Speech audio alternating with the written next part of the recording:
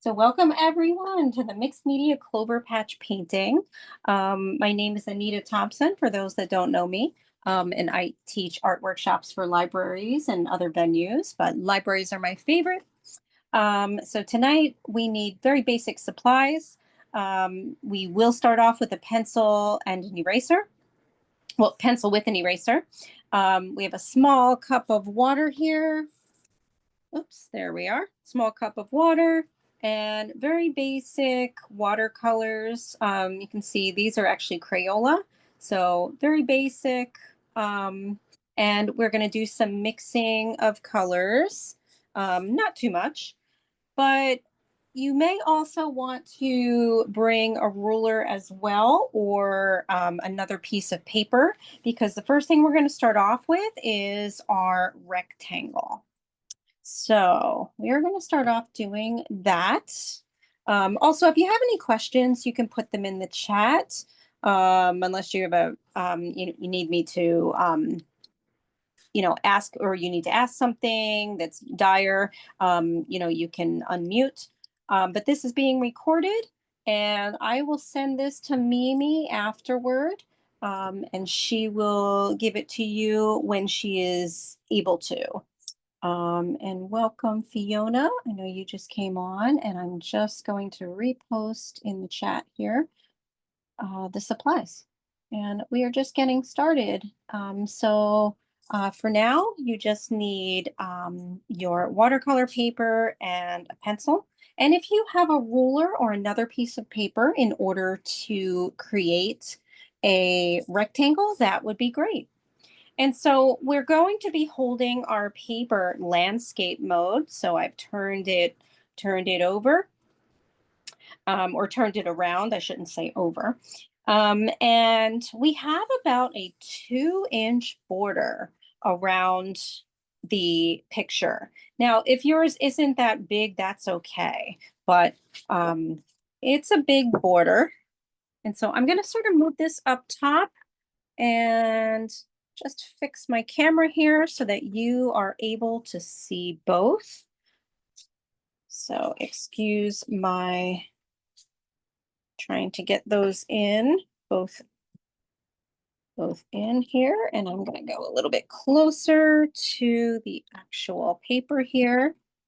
Oops, I got to go up one more time. Sorry about that. All right, there we go. Okay, so like I mentioned, we have about a 2-inch border. You can have it be approximate. It doesn't have to be perfectly 2 inches, but I'm going to measure about 2 inches, at least for my first part here. And so, oops, might help if I was actually measuring 2 inches. All right, so about right here. So what we're going to do is we're going to create our rectangle. I always want to say square, and it's not a square, it's a rectangle. Let me just double check, make sure I didn't see anybody. Okay. And so you want to make it light because we are going to be drawing our clover. We have 2 clovers that are breaking the border, right? That are outside our border area, or I should say kind of entering into our border area. I'm just trying to get it sort of approximate here, around the same size.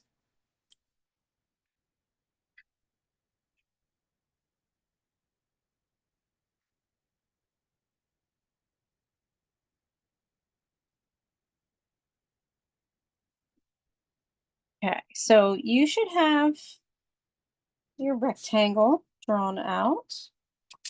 And then we're going to start with the clover drawing. And so we're going to first start with the clovers, and then we're going to be drawing the stems. So the stems, I took liberty in making those. There's more stems than there are clovers. If you feel like adding more clovers, please feel free and do so. This is your painting. It doesn't have to look exactly like mine. But we're going to start off at the top left corner of the page, and we're going to start off with our first clover. And so basically, you want to draw lightly, but I draw darker so that you can see it on Zoom. And I like to start off the clover with an X. And then from there, I start to create more leaves sort of in between. And so here's the first one. And so you're just going to go around and keep making, petal-like shapes that go back to the center. And you may have to draw over the original one that you created, meaning the X area. But basically, this just gives you a little bit of a template in order to create your clover shapes.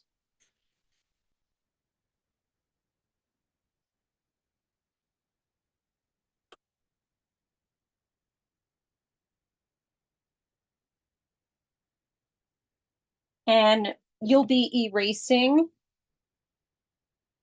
the lines that you don't need anymore once you draw that first clover shape. So basically what I'm doing is erasing the border mark over there.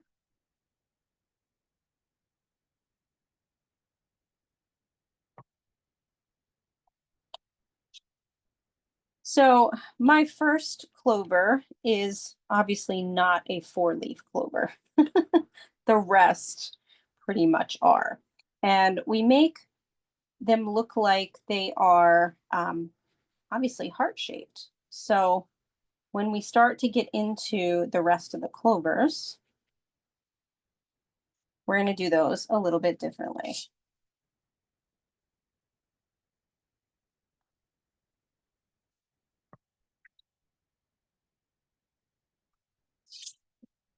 So that one is our first clover. I'm going to move it in just a little bit.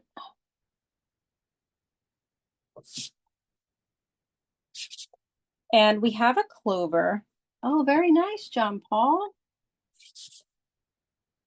We now start to have another 4-leaf clover right underneath the first one. And this one is going to be underneath it. So as you can see, basically, you can see that it is this part of the clover is underneath the one over here. So you're going to make that look like, very similar. So we're going to start here. And so we want to start toward the center of the clover. And this time what we're going to do is we're going to make a dot for the center. And then what we're going to do is we're going to start making heart shapes.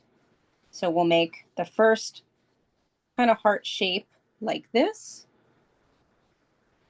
And we go across.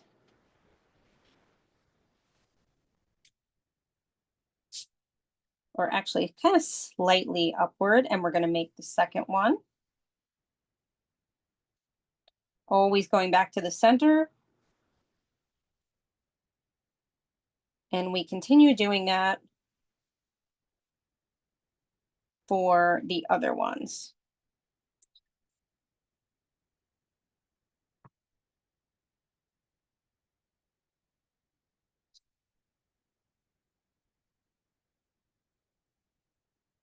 So for this one, you want to try and have the one leaf right underneath this other leaf that we made first. So I'm going to kind of go back and sort of fix a little bit of the shape, and also kind of move up that petal a little bit.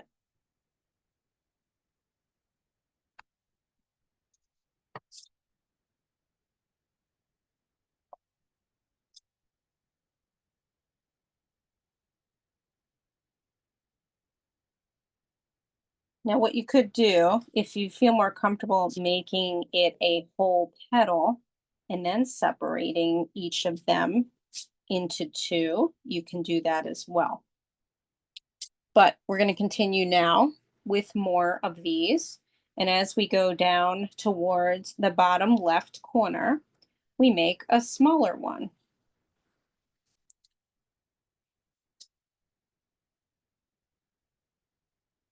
So we start off, let me move this up a bit. We start off with an X, and then from that X, you can create a half shape of a heart like this.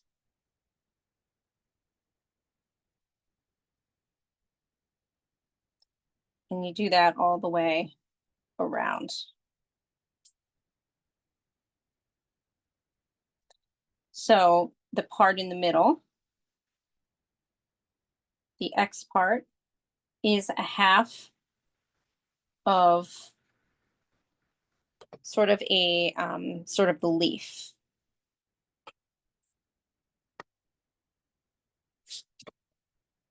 Now we have three so far.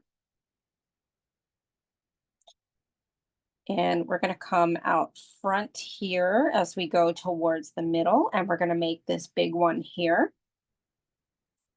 So again, you can very lightly draw in your X.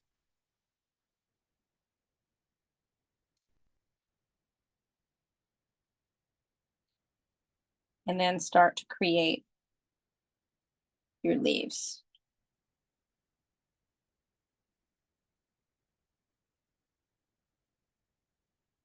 They can overlap on each other.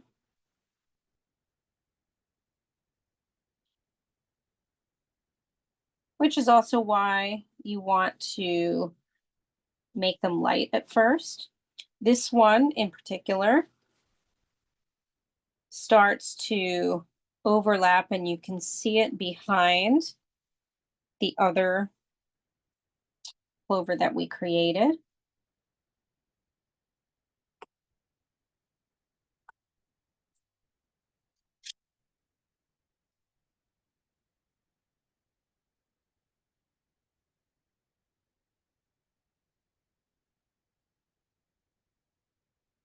And for the next clover, we are actually going to draw the stem in before we draw the clover, because I want to make sure that we get the stem in.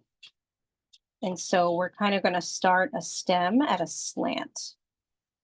And it's leaning towards the clover that we just created.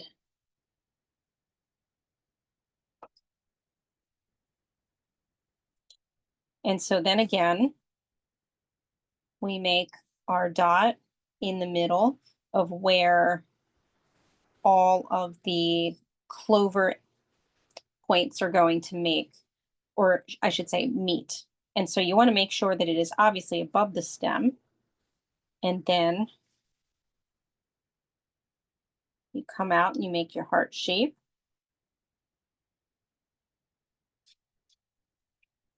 Or you can make your X, whichever is more convenient for you.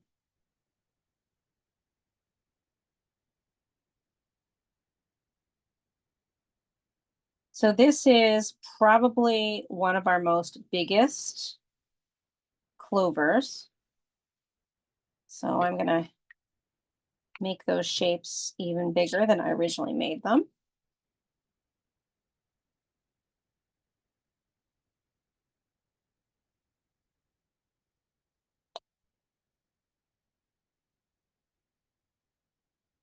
I'm going to come back and adjust the other clover a little bit to make it just a little bit lower. And the way that I do that is I just kind of start to move my leaves, erase my leaves a little bit and move them down. It's just because I want this clover that we're drawing to overlap just a little bit.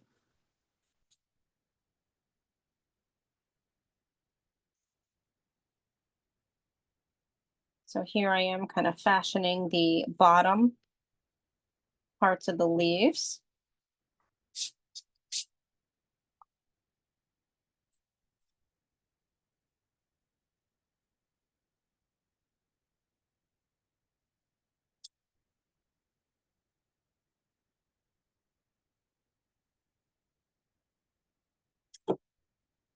And I'm okay with it not being in the exact same spot as it is in my previous drawing. It's a little bit overlapping, but that's okay. We do want it to overlap, but it doesn't have to look exactly.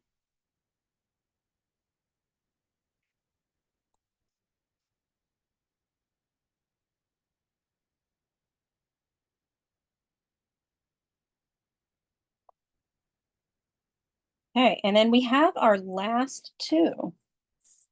And so the other one is coming out. First, we're going to make the one over here on the right side. It is on the right side, right across from it. And we see a portion of it behind the border. So we're not talking about the one that is kind of jumping out at the border yet. Kind of had to make mine just a little bit longer. My border, I mean. Okay, so if we start off over here in the middle, towards the middle, but a little bit lower on the right side, I actually start making the one leaf so that it is partially hidden. And then I'm going to make the next ones based on that one.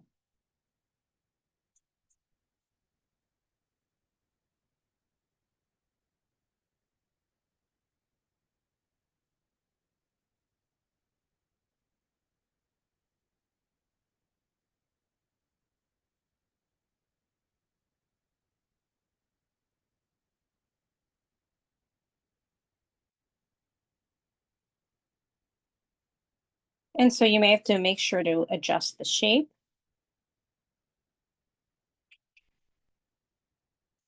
of each leaf as you're going through.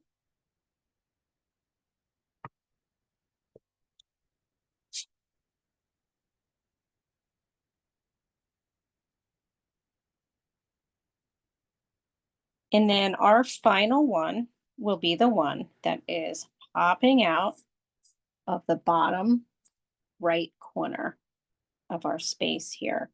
And so you're going to go to the corner here and make an X or a cross. And then you're going to create the final one.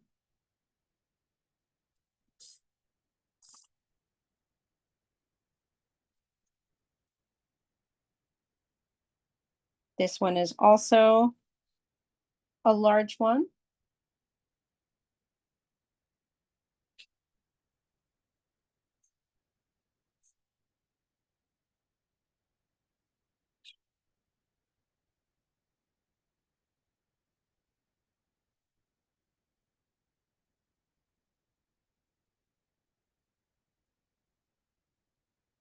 And then erase any lines that don't make sense anymore.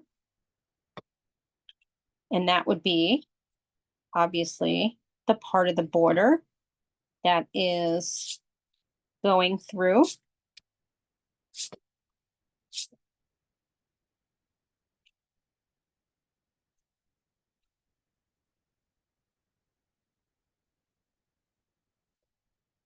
And so you should have something that looks like this.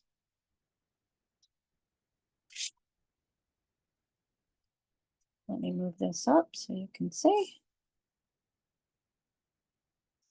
And then just take a moment to sort of make sure that you like the shape of all your leaves, maybe you have to adjust some of them in order to make them a little larger or fit a little better. I'm doing that too right now.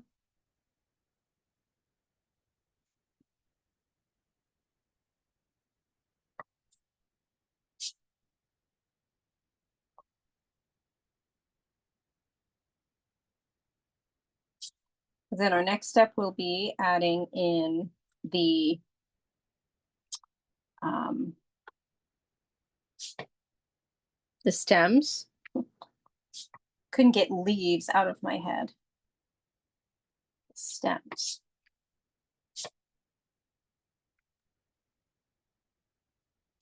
Hi, Anita. Hi. Can you check the waiting room? Oh, absolutely. Is there anybody in the waiting room? Oh, Kimberly, yes. Thank you. You know, I thought I saw something come up on my phone. And then when I Okay. looked, thank you. Beautiful, John Paul. Thank you, Mimi. Okay. Hey, Kim, how are you? Hi, thank you. You're welcome. Sorry I about got that. it's okay. I froze, so I had to restart. So I'm glad Mimi's watching her email. Yay. Thank you, Mimi. Mimi's Yeah. the I'm glad we're best. I just put the information in the chat in case you needed it again. Thank you. You're welcome. Beautiful, John Paul. I saw you flash your the paper. It looks lovely. So yep, here you want to, oh yeah, very nice. I love it. Well, and now we get to create the fun stems. So here again, if you don't get them perfectly looking like mine, don't panic, it's okay. We just want to make it look really interesting with the stems. So we're going to start off in the top right upper, or I'm sorry, the top left corner here. And so we have two stems coming over here. And so I'm going to make my leaf just a little bit shorter here because stem is kind of coming in from the side. And then we have another small one like so. And I'm going to go a little bit closer now to the actual piece that we're working on, since we now have everything, we should have for the most part everything drawn. So we just added these two, and we just have to make, oh, I see what I did here. I gotta make this just a little bit more open. There we go. Okay, so we're gonna start off here and on the left side. So here we come upon the next one. So we go a little bit lower and we're gonna make another stem.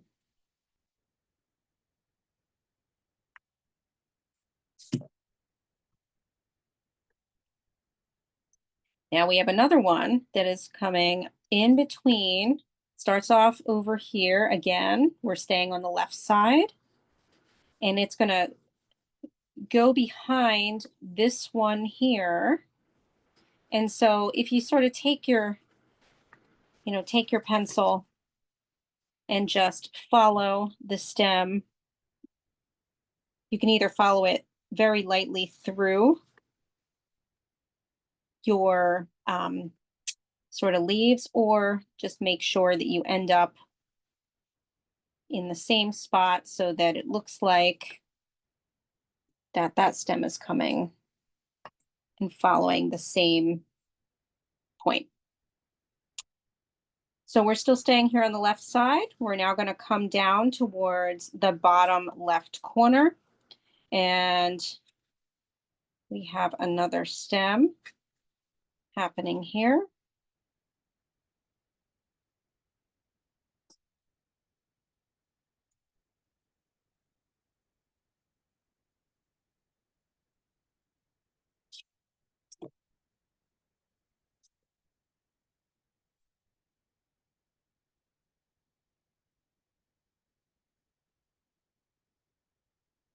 Kind of moving some of my leaves as well.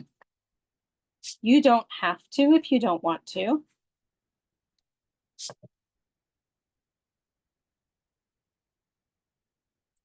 All right, now we're still staying here on the left.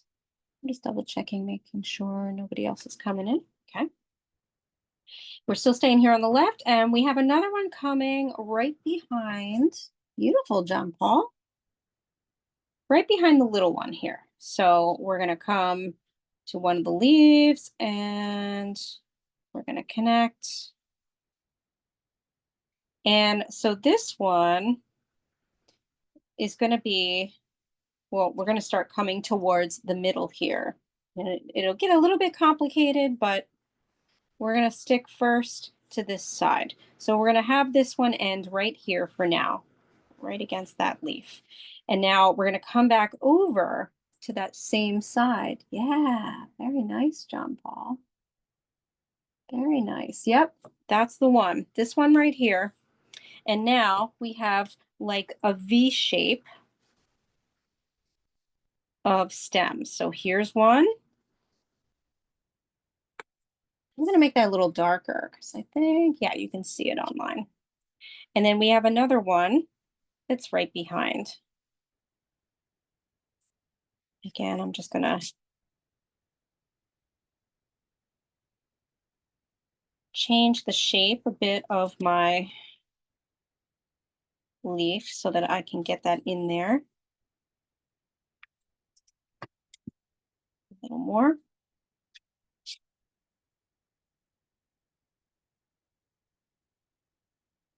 Like I said, you don't have to do that if you don't want to. I like to, but it's not a big deal if maybe it doesn't look exactly like mine.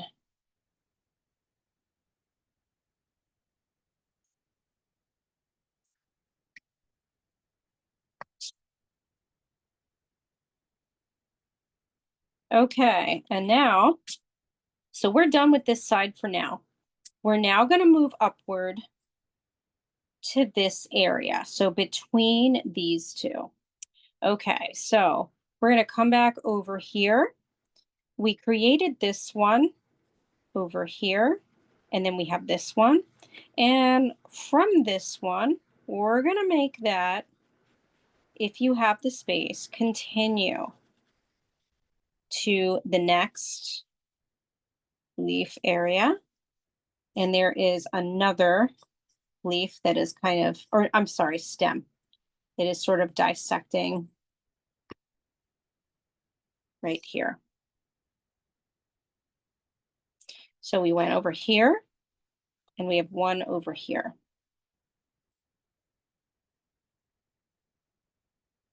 And we're going to come staying up here at the top. So here is the next stem that's coming over. But we have another one that is dissecting, and it's going to go across to the other side. And for now, we're going to draw it like this. So we're going to draw it like a line.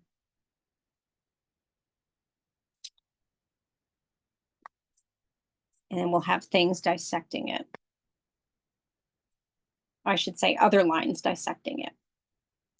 So for instance, this one here, you can make this line go like this, but then erase inside the longer stem because this one's behind it.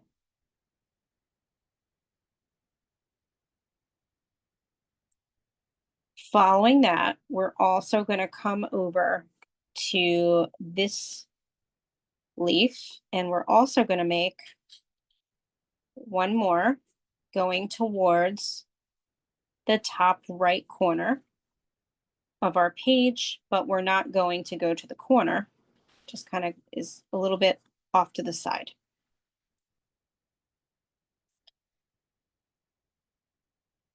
And from there, we're going to make another one on top.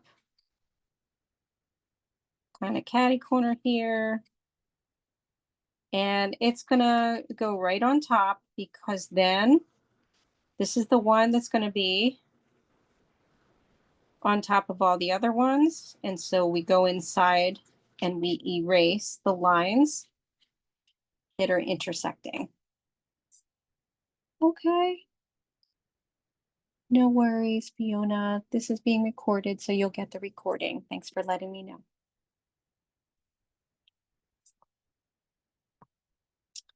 So this is what I mean. The two lines here are dissecting on top of it, and then you can erase these. And then we're also going to erase the little line right over here so that then this stem is now on top as well, but it's still underneath that one. So we are getting our clover patch drawing just about finished here. And again, don't worry if you're getting confused and your lines are in different spots. It's okay. All right, now we're going to move downward here. And we're going to go in between this one and this clover. And we're going to start down here and we're going to create a line. And then we're going to do the same thing right underneath it and create another stem. I should say stem, not lines. They are lines, but they're stems. So wherever that's ending up, you know, maybe your leaf is in front of it. Maybe it's only partially in front of it.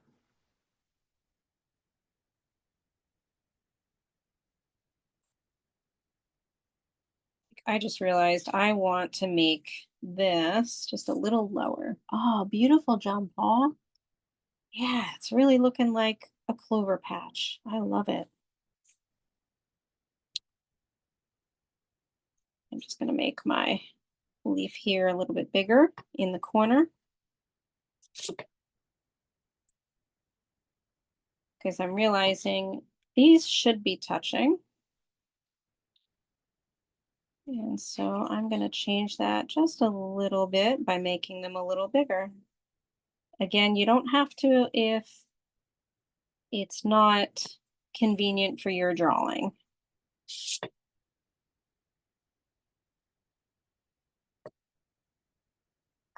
But I still have some room, and I kind of want to make them a little bit closer to my original drawing.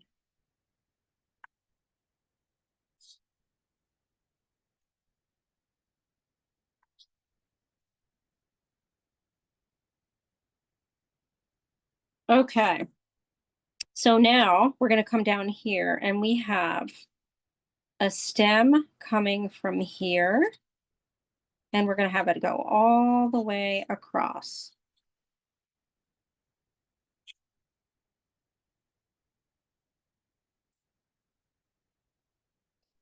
And yours may end up toward the right side, all the way toward the edge of our border.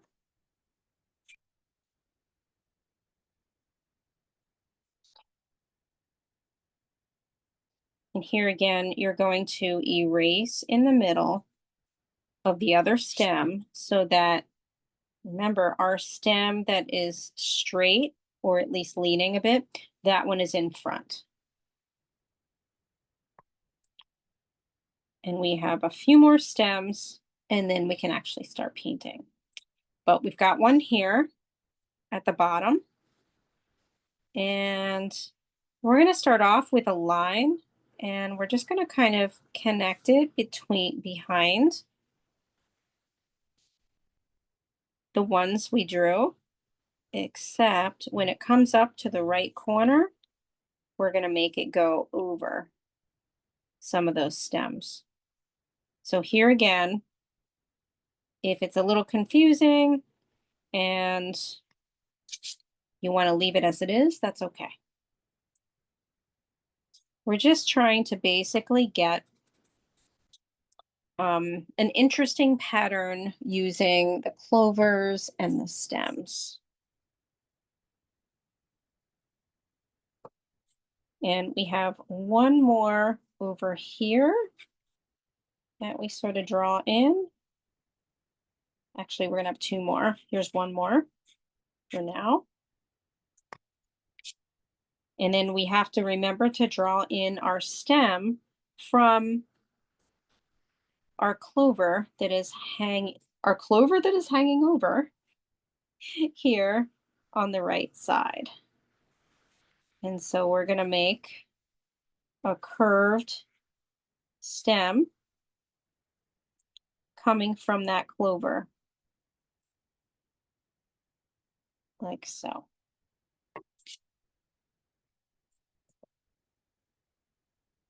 Okay, thanks, Mimi. I'll keep checking the chat here, or I should say the waiting room. Okay, and so now we want to just fill in this area right here. We're just going to pay attention to this last area right here. We have a line coming from this one to this one.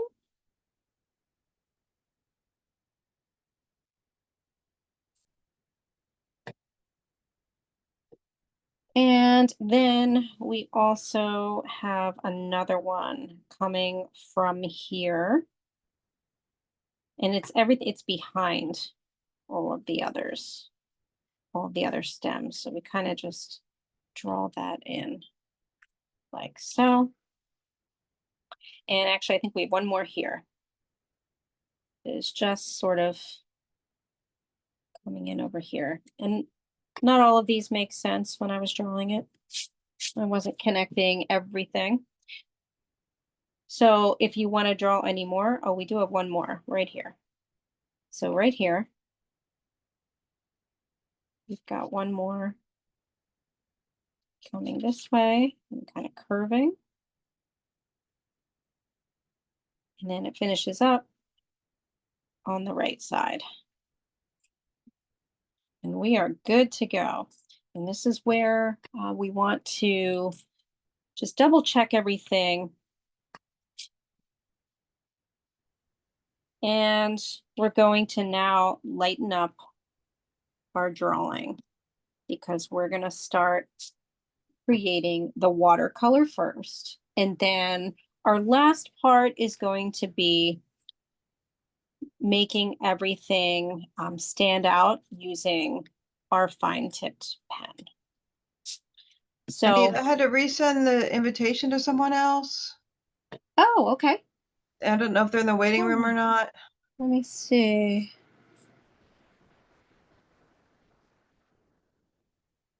Okay. Not so far. 28. Maybe they're on their way in. Maybe. Yeah. I'll let them know that we're recording it. Okay. Thank you. Yeah, I don't see them yet. I'm going to keep looking for them though. Oops. I'm sorry. I just changed there we go. I just changed the phone view there. Okay. Ah, there she is, Audrey. Thank you, Mimi. Letting Audrey in. Hi, Audrey. Hi, Anita. I had a hard time getting into this class because Oh. Abington Library makes it so difficult. It's not, you just can't click the link. It doesn't work. Hmm. That's why it took me a long time. I finally got in. Thank you. Oh, okay. Yeah, I got in. Thank you. I'm glad you got in. Sure. Yes, I'm glad I got in because I did want to make it, but I had a hard time getting in, Anita. Just want you to know, the others were so easy. Oh, okay. The link wasn't clickable. Oh, well, I apologize.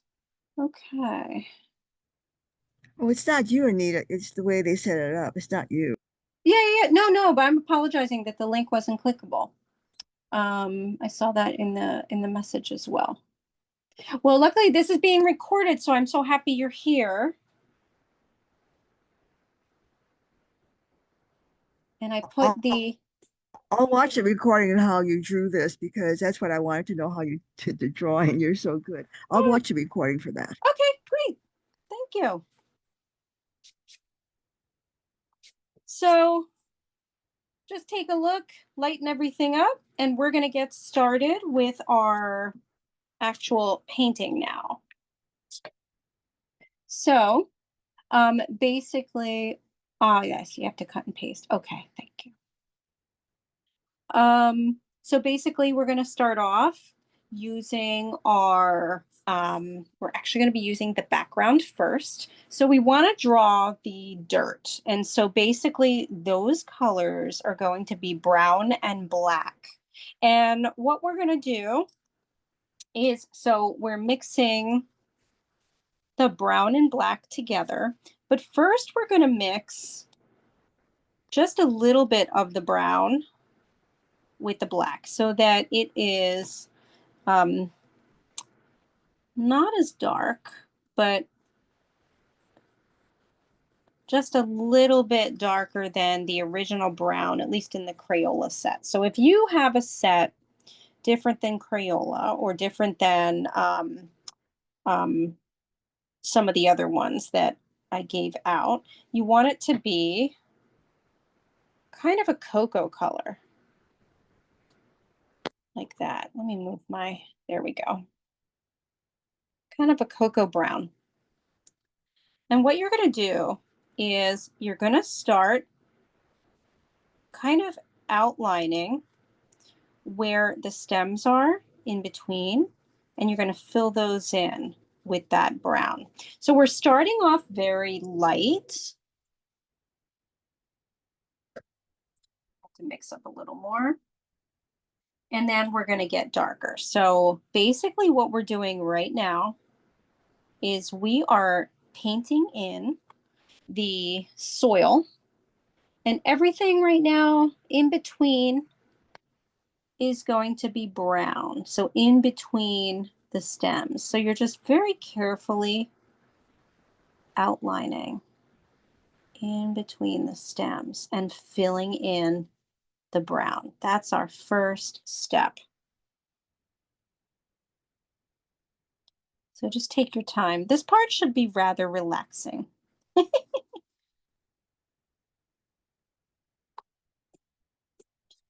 little more black here. So everything that we just drew, you're now just tracing against the stems so that you can fill in your background color that is a brown mixed with just a little bit of black to make it a little more cocoa-like, unless you have sort of a cocoa-like brown. And it's kind of a light cocoa for now. But my brown is very orange-like, so I have to kind of mix it with a little bit of black.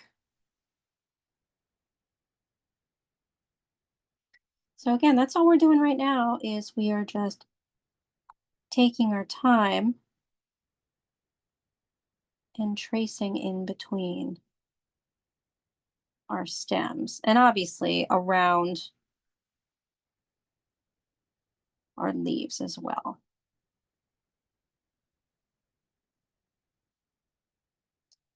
This part to me is very meditative because it's sort of repetitive.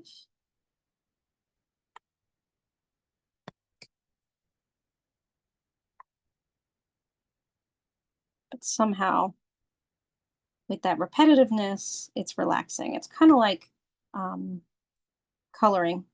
It reminds me of when, you know, the adult coloring books were in. I mean, not that they're completely out. You know, my sister still uses, she still buys them. And I just saw some really neat ones in Barnes and Noble. Yeah, the drawings are amazing. Some of them are just so so realistic. Very, very different than the coloring books that we all grew up with, right? I mean, even the I've seen some coloring books for kids, especially like the Star Wars ones. They are so detailed. Like I want to color in those. But I'm also a Star Wars fan, so I guess that's also why I want to color in those.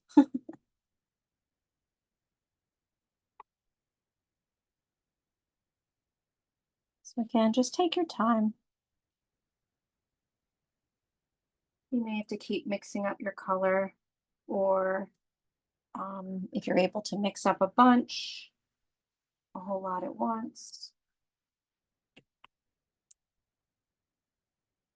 Well, what we're going to do in order to get that texture of the soil is we put a base color down, and then we're actually going to dot using the point of our brush. We're actually going to dot um, some black in order to make it look a little more granulated, a little bit like soil.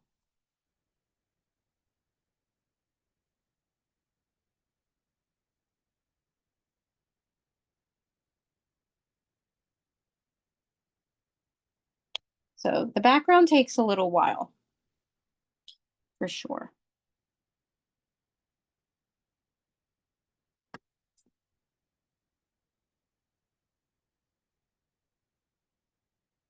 Let's see, did I just see a question?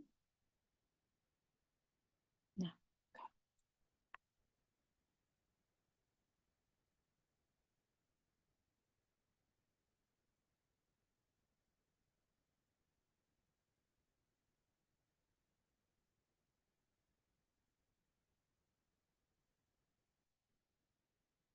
A lot of filling in.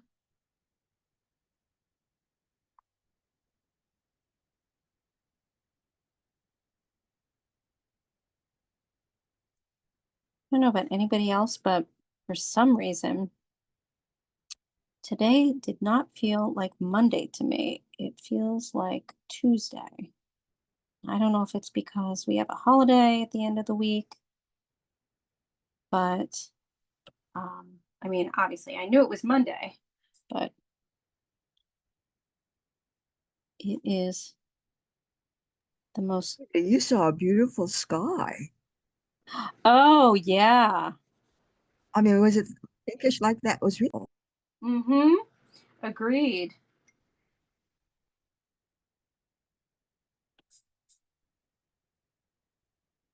Yeah, I feel like we've had a lot of really nice skies this summer.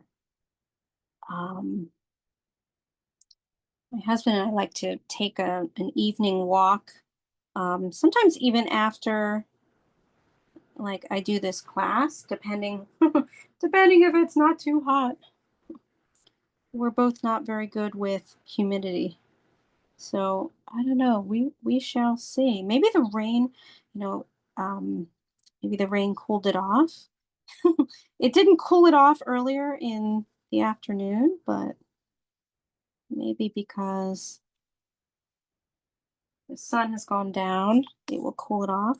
But I feel like, yeah, Audrey, I feel like that's when we really get these beautiful, beautiful sunsets, pinks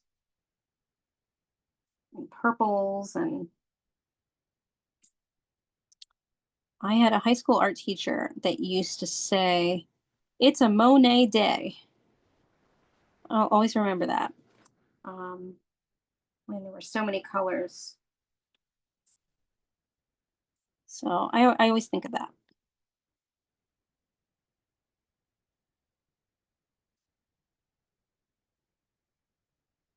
So again, I know this takes patience, but look, we're getting there.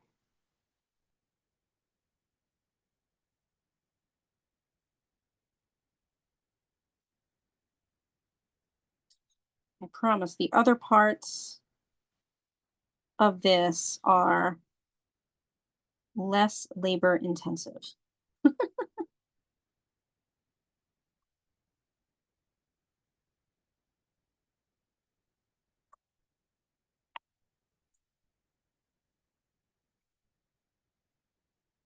love that Mimi picked this one because, as I said at the beginning, um, this is a little bit of an older. I'm trying to think if it was 2 years ago. I forget. I have them. So when I send the librarians the selections, I send them very basic in a Microsoft Word format. And I usually I put the year on them because I come out with different ones every year. And that's really just so I can keep track of what I've done. So they can be done any time of the year. They don't have to be done that year or picked that year. So I feel like this was 2 years ago, but yes, no one picked it. So I love that Mimi picked this one. I actually liked this one. I mean, I like a lot of them, but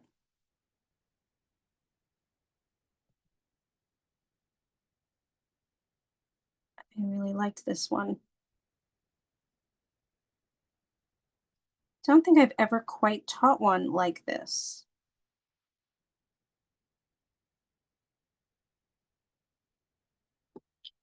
All right, so this is getting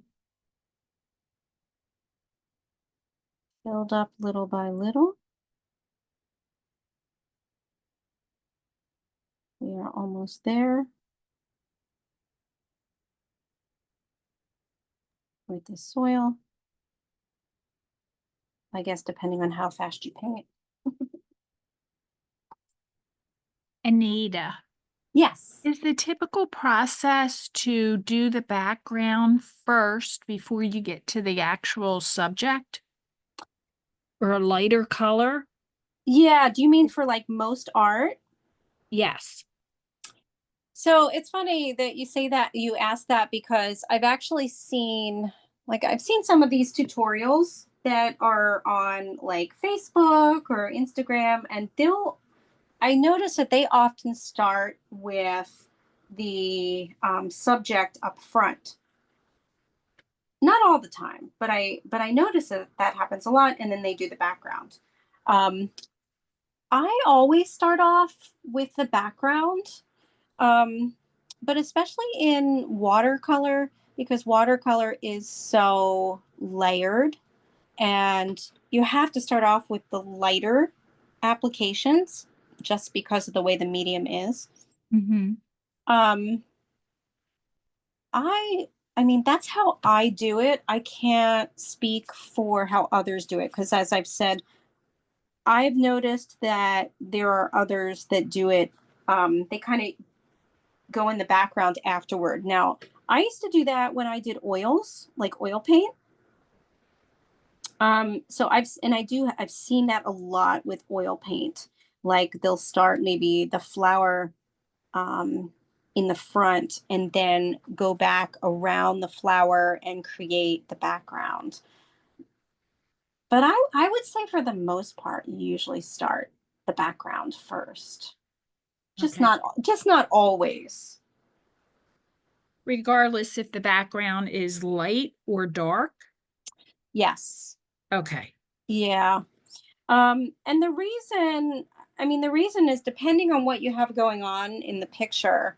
Like if I were taking a photograph and I was copying off of a photograph and there's a lot going on in the background, I would do the background first because, you want to get that in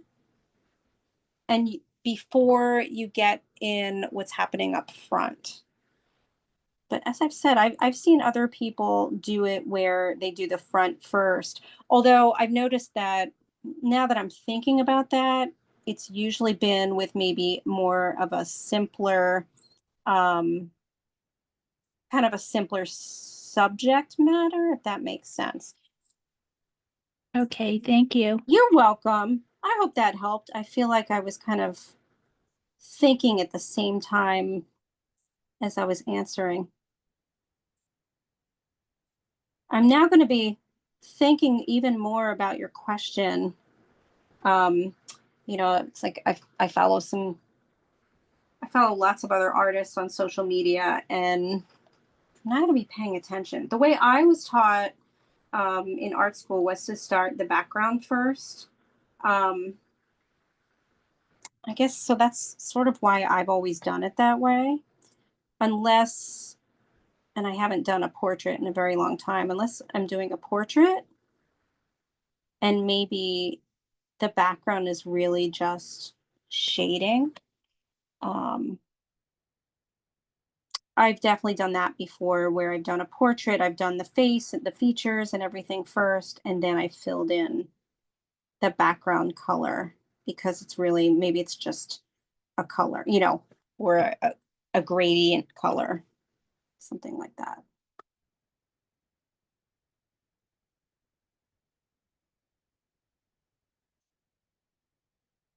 I think it really depends on the subject, on what you're doing, but still say for the most part, starting in the, you know, in the background is probably best.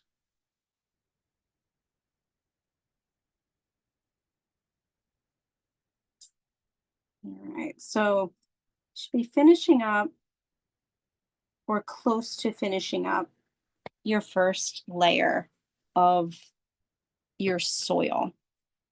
So you can see that I started getting a little bit darker in some of these areas. But I'm okay with that because we're now going to start dabbing on more paint in order to get more of a dappled effect and a little more black. So you can see here, you know, showing the original that it's textured. And the way I got that was from taking black paint and literally dotting it on top of the brown. So I'm now going to grab my black paint and the point of my brush, and I'm going to start making dots of color. And then what I'm also going to do is I'm also going to dip my brush in water so that some of it is diluted and lighter. And I'm now going to start filling up those areas again. Now, you can also use just brown in certain areas.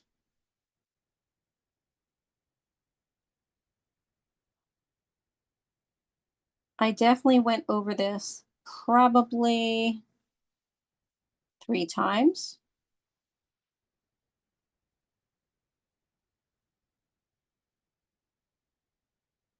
But we have to let it dry a bit. So as you can see, it's very watery in some parts of it. But you're going to do that going over in the parts that we just created. Just adding some texture to this and some darkness.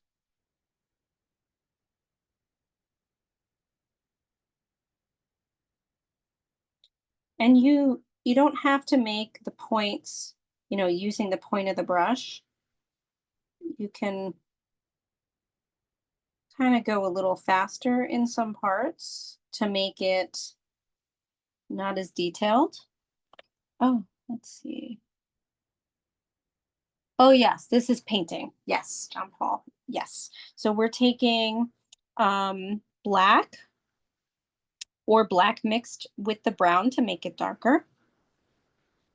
And now going on top, yeah, we're now going on top of the first layer of brown that we did around all of our plants.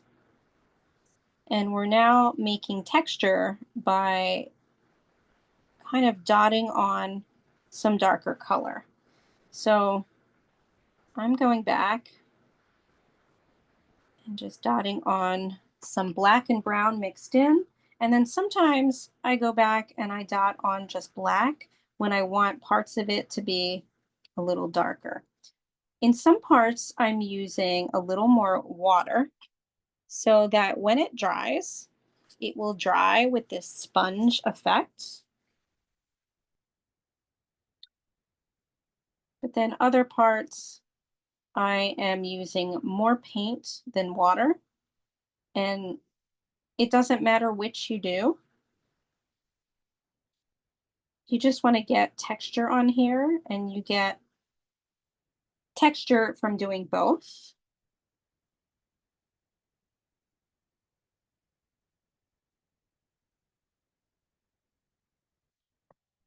So again, I know this takes a little while too.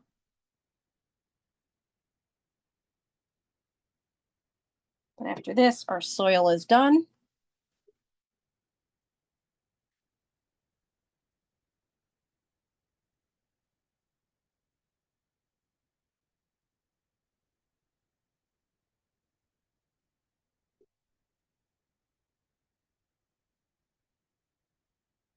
And ironically enough, our other parts go really quick.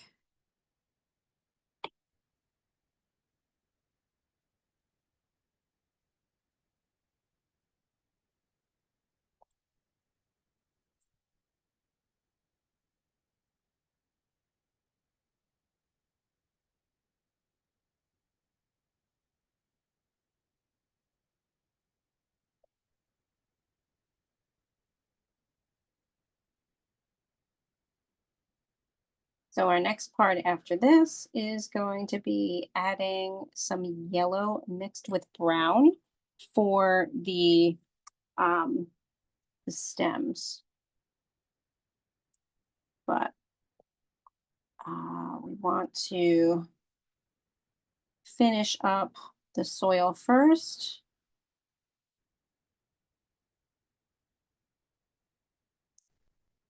Now, if you decide you don't want to add too much texture to the soil, that's okay.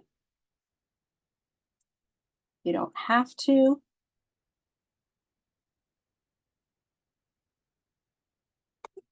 You could sort of just paint in sort of some streaks of darker paint instead of dotting it. So I just did that for one section. Two sections actually. But you want more paint than water when you're doing it that way. And it will become a bit more solid.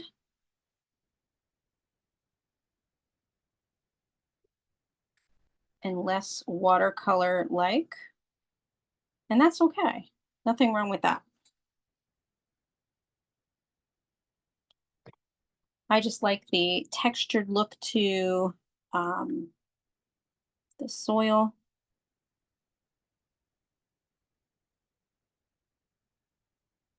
It goes pretty fast.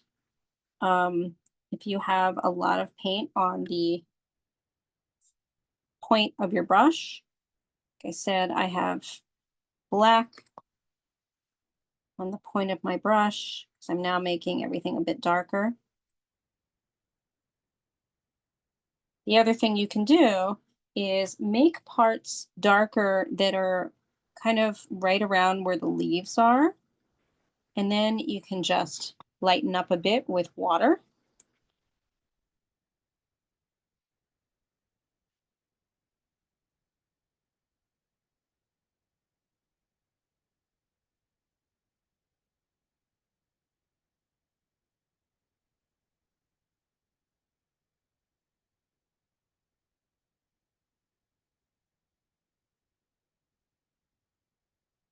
Oh, almost finished in these sections.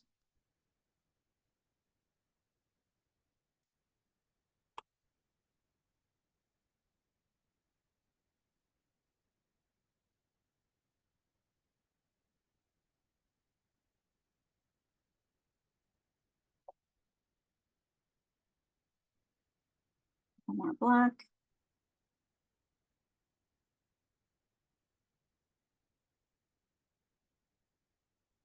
And if it's helpful, you can, when you're going up against the stems, you can kind of outline that area first and then kind of fill in. Kind of like what you did when you were filling in the first layer.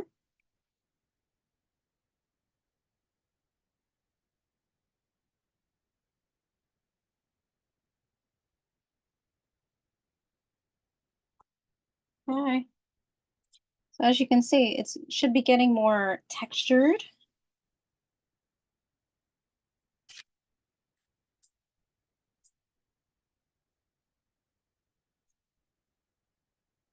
Okay, Kimberly. Kimberly's going to re-enter, so I will watch for that. Sorry it froze. I wonder if it's the weather or my connection. I apologize if it is.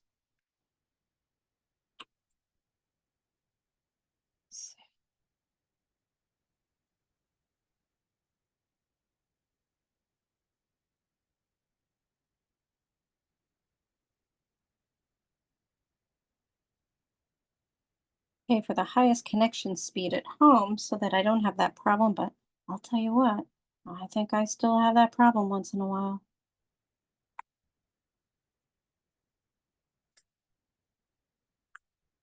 Let's see.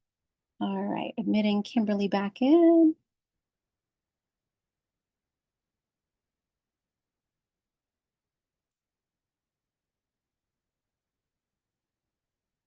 Hi, Kimberly.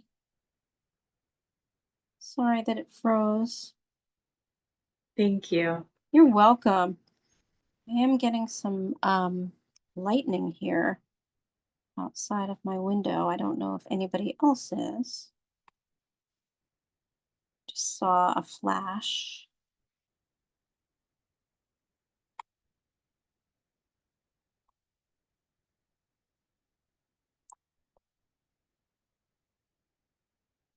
How crazy, all the rain that we've had, right? This is the year of rain.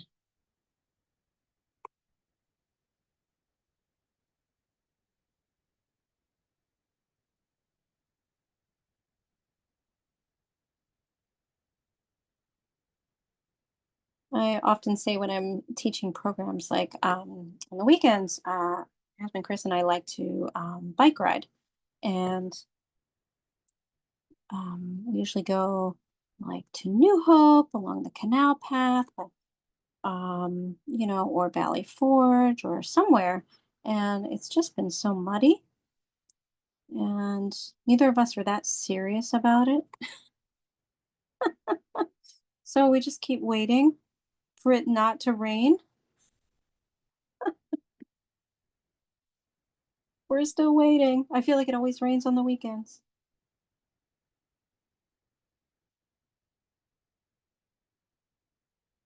We shall see. Okay. All right. So I'm getting to a part here. Oh, and I forgot one part. I just realized I forgot to paint in the soil around this one part. So I'm going to hurry up and do that.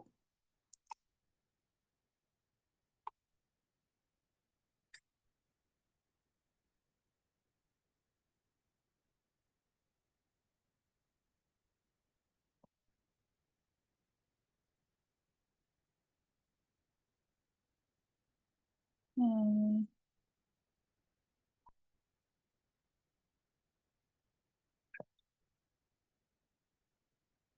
And you just want to kind of bounce it to dry for about a minute or two before we start our next step.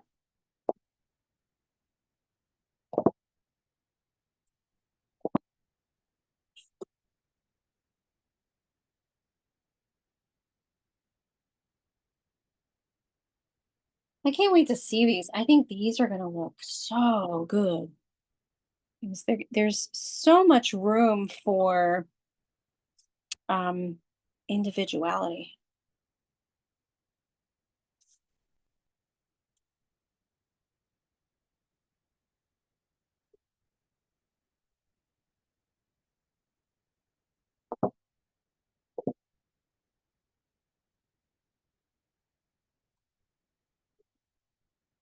Okay, so the brown doesn't have to be completely dry for us to start the leaves or the stems. And the stems are a combination of a yellow and brown. So more like a goldenrod color, if you will. So again, I'm using just very basic. But if you have like a yellowish brown,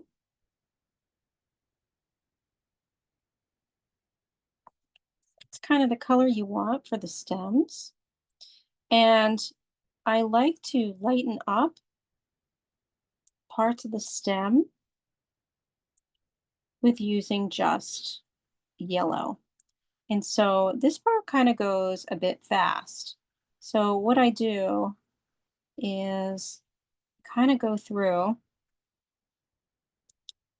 on each stem, and I have a little bit of that brownish yellow on the tip of my brush. I kind of lightly go through each of the stems to add the brown, not so that the whole stem is filled in, but this is just kind of giving it a little bit of a darker color. And then I go back in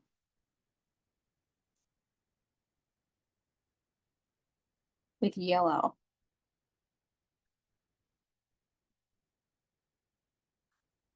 For the rest of the stem. And I do it quickly because I like to leave parts of the stem some white of the paper so that it looks like there's some light on it. So the stems go really fast.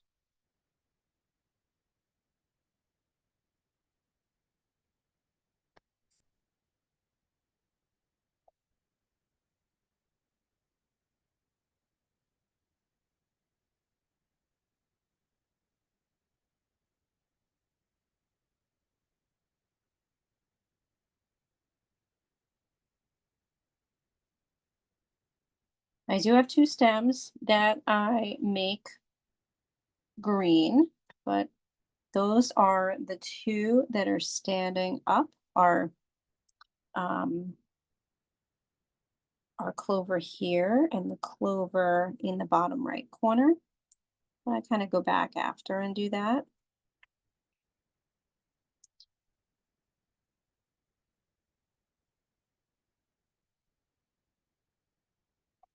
So again, your stems should be pretty quick. And then we move on to making our yellow and green clovers.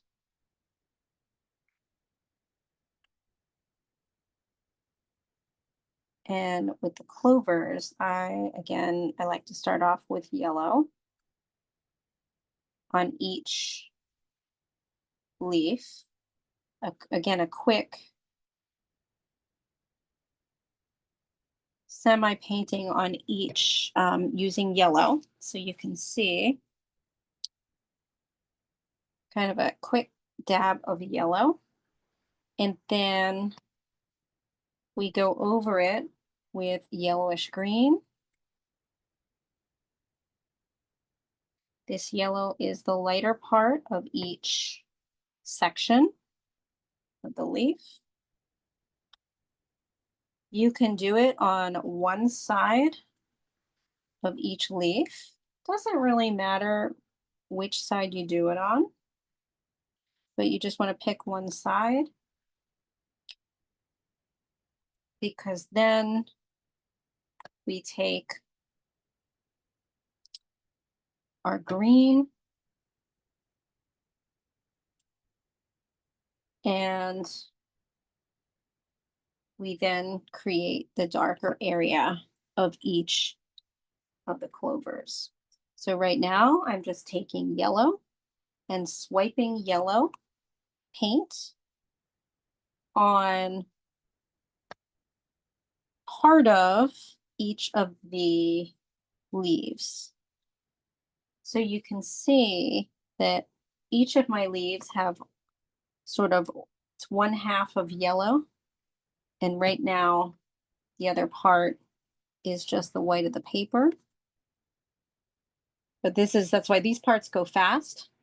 The longest part was really the soil. And then I'm now going to go in with green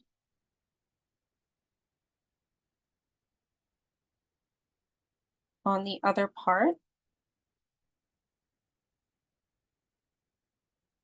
of each one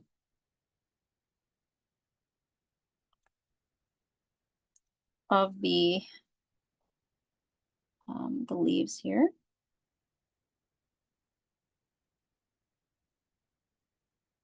And you can go a bit on top of the yellow so that it mixes in and it's a yellowy green. And then our final part will just be adding some green mixed with black before we actually use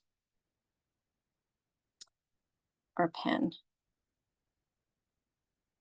So again, now you can see that the yellow is still on there, but I'm putting, like a grass green,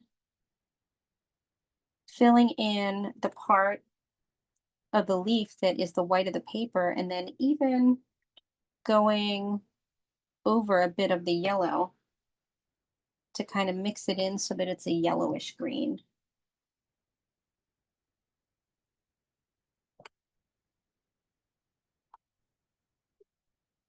Looks kind of sloppy when you're doing it, but looks really good when you're done.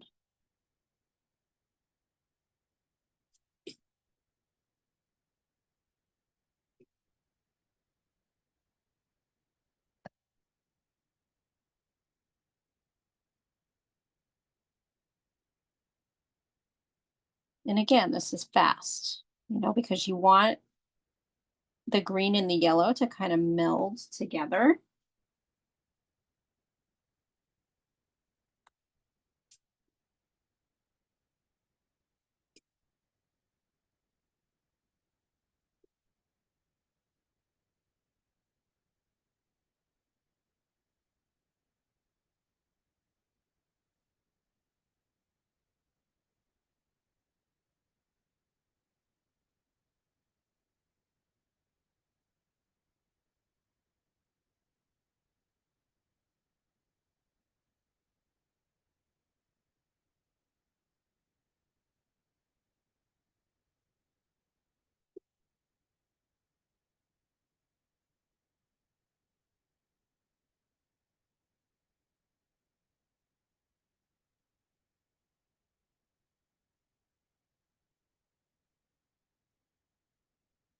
And you're going to sort of let it dry for another 2 minutes before you apply green mixed with black, or if you have a dark green, that's actually going to go in the center of each leaf. So it doesn't take real long to dry. Here again, you don't want it to be completely dry because you want it to mix in with the other colors that you put down so that it looks natural.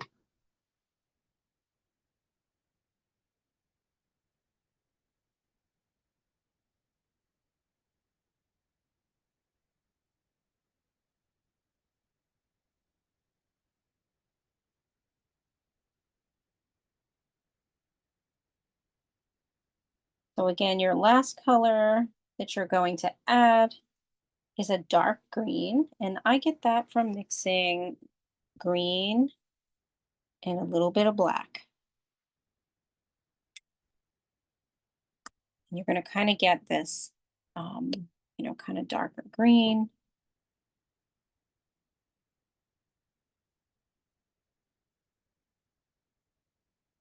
And then I kind of go right in the center, starting from the center of each um, leaf. And I kind of make 3 strokes with my paintbrush coming from there.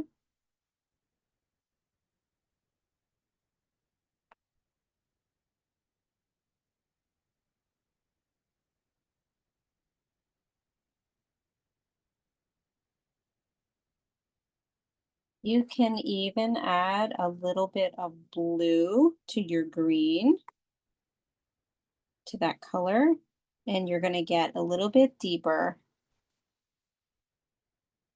of a green that's a little more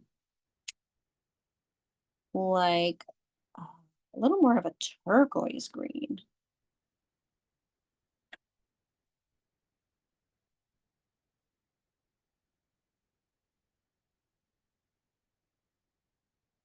So experiment with the color that you would like to be a little bit darker coming from the center.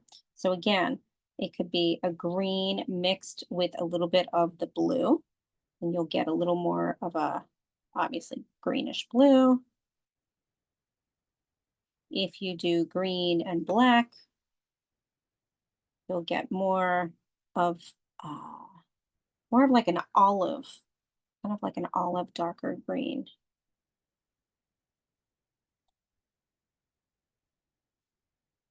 And then again, just real quickly, paint it on all of the leaves coming from the center.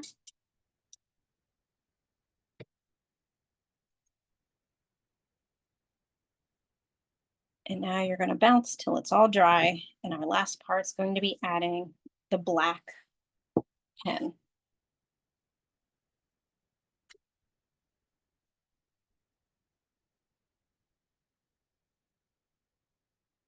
So you want to make sure that it's pretty dry for this part.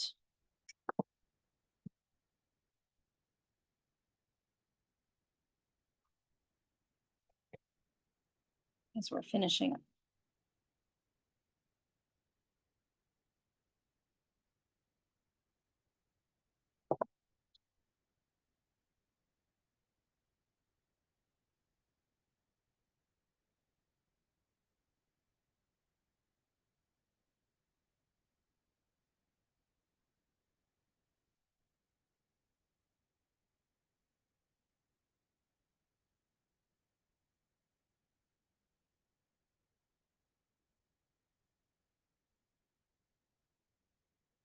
And so you may be able to start on the stems. So we're next going to grab our black tipped pen.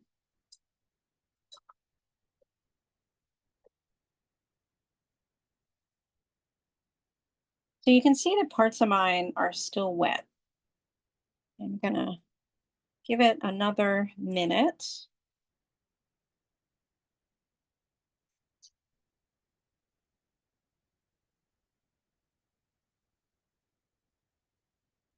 And obviously, if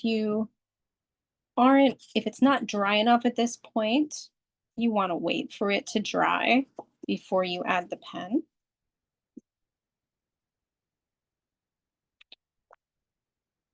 I'm kind of rotating it back and forth. You can still see there's some shiny parts, but I'm going to start first with my stems. And so turn it around and just doing that one stem, it's really making it come even more alive.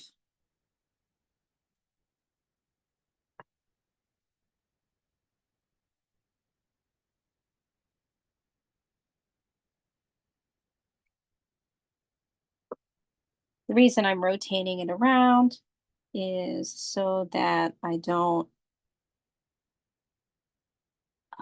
mess up the other parts by leaning on them.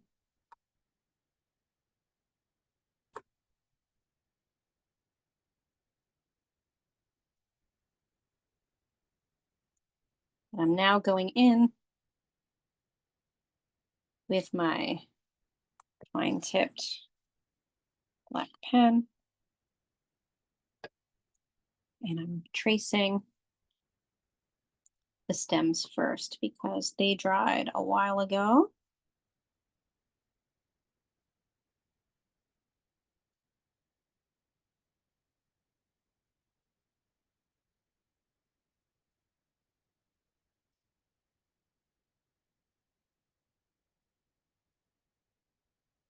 It's funny, it's a little bit like a jigsaw puzzle. Like, let me see what part I forgot.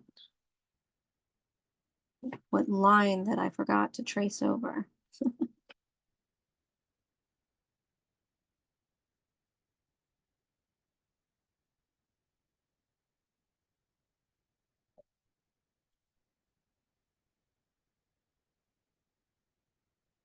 That's the other reason it's a good idea to kind of rotate it.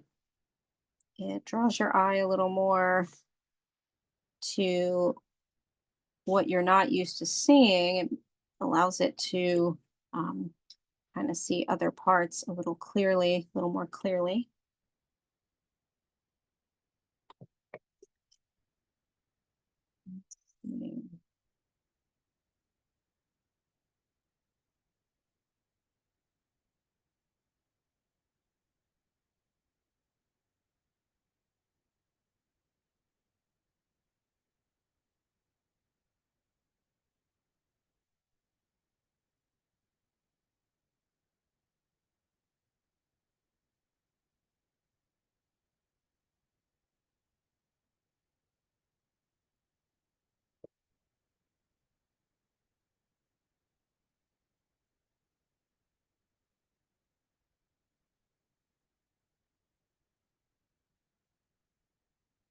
There are definitely some parts are still a little too wet yet. So we're going to leave those. So it's just 8:30, so probably in about another 2 minutes. I would love to see what everyone's looks like. You know, whether you got to the pen or not, but I'm going to start with the pen on some parts of mine that are dry. And it's just going to give it that boost. Okay, Kimberly. No problem. I will let you back in. We are just about finished, so hopefully that's the last time. You'll have to rejoin.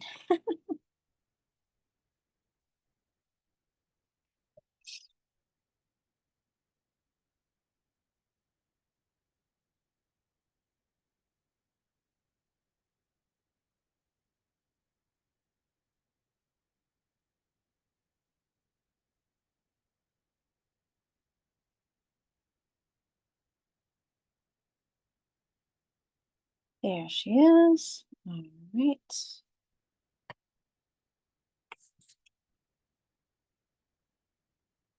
Yay, Kimberly. So sorry that you have to keep rejoining. I can hear you. The picture freezes. It freezes? Okay. Yeah, and it's obviously Oh. just me. Yeah. Are we outlining the frame as well, or just the stems and clovers? I did not outline the outside, the border. If you want to, please feel free to do that.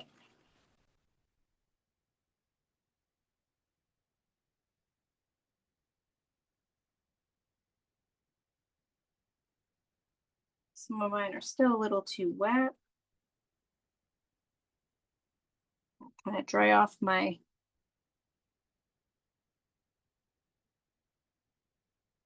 Sharpie. Most parts are dry. Like all of a sudden I'll come across a part that won't won't let me copy it. Copy on top of it, but you see the difference. It's funny, when I originally did this, I was thinking, what does this need? And then I started outlining it. And I thought, I think that's what it needs.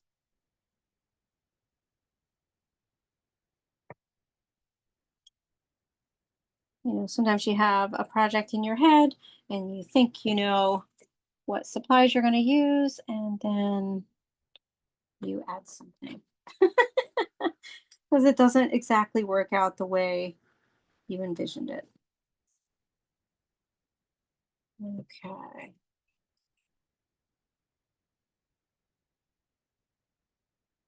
Thank you, Kim. Okay, so I think what we'll do then is I'm going to stop the recording.